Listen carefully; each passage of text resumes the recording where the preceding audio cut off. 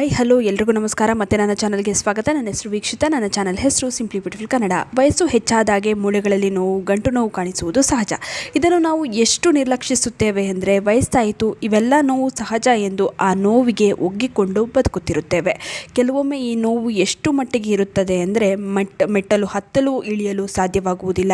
ಸ್ವಲ್ಪ ನಡೆದರೂ ನೋವು. ನಮಗೆ ವಯಸ್ಸಾದಂತೆ ಮೂಳೆಗಳಲ್ಲಿ ಕ್ಯಾಲ್ಸಿಯಂ ಕೊರತೆ ಉಂಟಾಗುತ್ತದೆ. ನಾವು ಇದನ್ನು ನಿರ್ಲಕ್ಷಿಸುವುದಲ್ಲ, ಬದಲಾಗಿ ಕಾಳಜಿ ಮಾಡಬೇಕು. ದೇಹಕ್ಕೆ ಬೇಕಾದ ಪೋಷಕಾಂಶಗಳನ್ನು ಒದಗಿಸಬೇಕು. ಎಷ್ಟೇ ವೈದ್ಯರನ್ನು ನೋಡಿದರೂ ನೋವು ಕಡಿಮೆಯಾಗುತ್ತಿಲ್ಲ ಎನ್ನುವವರು ನಾನು ತಿಳಿಸುವ ಕೆಲವೊಂದು ಆಹಾರವನ್ನು ನಿಮ್ಮ ದಿನನಿತ್ಯದ ಜೀವನ ಶೈಲಿಯಲ್ಲಿ ಸೇವಿಸಿ ನೋಡಿ. ಖಂಡಿತ ಪರಿಹಾರ ದೊರೆಯುತ್ತದೆ. ಮತ್ತೆ ನಿಮ್ಮ ಕಾಲಿಗೆ ಶಕ್ತಿ ದೊರೆಯುತ್ತದೆ, ಮೂಳೆಗಳಿಗೆ ಶಕ್ತಿ ದೊರೆಯುತ್ತದೆ. ನಿಶಕ್ತಿ ಕೂಡ ಇದರಿಂದ ದೂರವಾಗುತ್ತದೆ. ನಿಮ್ಮಲ್ಲಿ ಹೊಸ ಚೈತನ್ಯ ಮೂಡುತ್ತದೆ. ನಮ್ಮ ಕಾಲಿಗೆ ತಾಕತ್ತಿಗೆ 3 ಅಂಶಗಳು ಮುಖ್ಯವಾಗಿರುತ್ತದೆ. ನಮ್ಮ ಕಾಲು ಆರೋಗ್ಯಕರವಾಗಿರಲು ಈ 3 ಅಂಶಗಳು ಬಹಳ ಮುಖ್ಯ. ಆರೋಗ್ಯಕರ ಸ್ನಾಯು ಅಂದರೆ ಹೆಲ್ದಿ ಮಸಲ್ಸ್, ನರಗಳ ಆರೋಗ್ಯ, ಬಲಿಷ್ಠ ಮೂಳೆಗಳು ಇವೆಲ್ಲ ಬಹಳನೇ ಇಂಪಾರ್ಟೆಂಟ್. ಇವೆಲ್ಲ ಸಮತೋಲನದಲ್ಲಿ ಇರಬೇಕು. ವಯಸ್ಸಾದಂತೆ ದೇಹದಲ್ಲಿ ವಾತದೋಷ ಹೆಚ್ಚಾಗುತ್ತದೆ. ಇದರಿಂದ ಸ್ನಾಯುಗಳಲ್ಲಿ ಸೆಳೆತ, ಗಂಟು ನೋವು, ಮೈಕೈ ನೋವು ಕಾಣಿಸುತ್ತದೆ. ಸರಿಯಾದ ಪೋಷಕಾಂಶಗಳ ಸೇವನೆಯಿಂದ ಇದನ್ನು ಸರಿಪಡಿಸಿಕೊಳ್ಳಬಹುದು. ನಾನು ಇವತ್ತು ತುಂಬ ಉತ್ತಮ ಹಾಗೂ ಬಹಳ ಉಪಯೋಗಕಾರಿ ಮನೆಯಲ್ಲೇ ಇರುವಂಥ ಕೆಲವೊಂದು ವಸ್ತುಗಳನ್ನು ತಿಳಿಸುತ್ತೇನೆ. ಇವುಗಳನ್ನು ಸೇವಿಸಿದರೆ ರಕ್ತ ಪರಿಚಲನೆ ಚೆನ್ನಾಗಿ ಆಗುತ್ತದೆ. ಮೂಳೆಗಳು, ಸ್ನಾಯುಗಳು ಬಲಿಷ್ಠವಾಗುತ್ತದೆ. ಮುಂದೆಂದೂ ನಿಮಗೆ ನೋವು ಕಾಡುವುದಿಲ್ಲ. ಎಳ್ಳು ಮುಖ್ಯವಾಗಿ ನಾನಿಲ್ಲಿ ತಿಳಿಸ್ತಾ ಇದ್ದೀನಿ. ಎಳ್ಳಿನ ಸೇವನೆಯನ್ನು ಪ್ರತಿನಿತ್ಯ ಮಾಡಿ. ಎಳ್ಳಿನ ಬಗ್ಗೆ ಎಲ್ಲರಿಗೂ ಗೊತ್ತು. ಎಳ್ಳಿನಲ್ಲಿ ಹಾಲಿಗಿಂತ ಹೆಚ್ಚು ಕ್ಯಾಲ್ಸಿಯಂ ಇದೆ.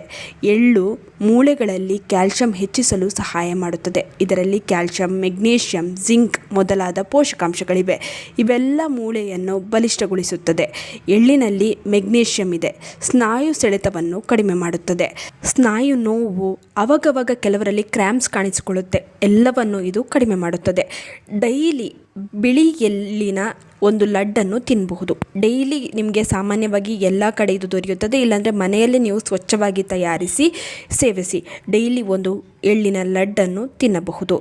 ಇಲ್ಲವಾದರೆ 1 ಚಮಚ ಎಳ್ಳಿನ ಪುಡಿಯನ್ನು ಹಾಲಿಗೆ ಹಾಕಿ ಕುಡಿಯಬಹುದು. ಹಾಗೆ 1 ಚಮಚ ಎಳ್ಳನ್ನು ಬೆಲ್ಲದ ಜೊತೆ ಜಗಿದು ತಿನ್ನಬಹುದು.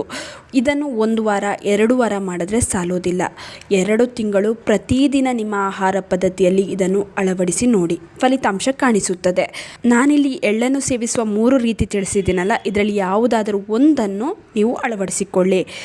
ಇನ್ನು ಮೆಂತ್ಯದ ಬಗ್ಗೆಯೂ ಕೂಡ ನೀವು ಕೇಳೇ ಇರ್ತೀರ. ಇದು ನೋವನ್ನು ಕಡಿಮೆ ಮಾಡುವುದರಲ್ಲಿ ಬಹಳ ಸಹಾಯಕಾರಿ.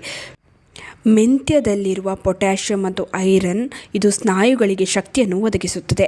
ಸುಸ್ತನ್ನು ಕಡಿಮೆ ಮಾಡುತ್ತದೆ. ಬೆಳಗ್ಗೆ ಎದ್ದ ತಕ್ಷಣ ನೆನೆಸಿದ ಮೆಂತ್ಯ ನೀರು ಕುಡಿದು ಮೆಂತ್ಯವನ್ನು ಹಾಗೆ ಜಗಿದು ತಿನ್ನಿ. ಇದರಿಂದ ಬ್ಲಡ್ ಸರ್ಕ್ಯುಲೇಷನ್ ಚೆನ್ನಾಗಿ ಆಗುತ್ತದೆ.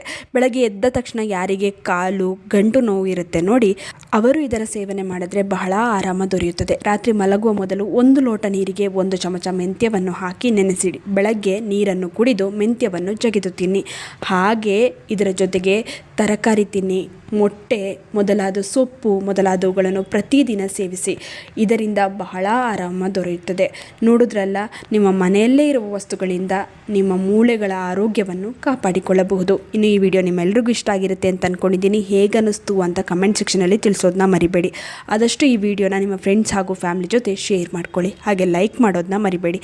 ನೀವಿನ್ನೂ ನಮ್ಮ ಚಾನಲನ್ನು ಸಬ್ಸ್ಕ್ರೈಬ್ ಮಾಡ್ಕೊಂಡಿಲ್ಲ ಅಂದರೆ ದಯವಿಟ್ಟು ನಮ್ಮ ಚಾನಲನ್ನು ಸಬ್ಸ್ಕ್ರೈಬ್ ಮಾಡ್ಕೊಳ್ಳಿ. ಹಾಗೆ ಪಕ್ಕದಲ್ಲೇ ಇರುವ ಬೆಲ್ ಬಟನನ್ನು ಕ್ಲಿಕ್ ಮಾಡಿ. ಹೀಗೆ ಪ್ರೋತ್ಸಾಹ ಕೊಡ್ತಾ ಇರಿ. ಪ್ರೋತ್ಸಾಹ ಕೊಡ್ತಿರೋ ನಿಮ್ಮೆಲ್ಲರಿಗೂ ತುಂಬಾ ಥ್ಯಾಂಕ್ ಯು.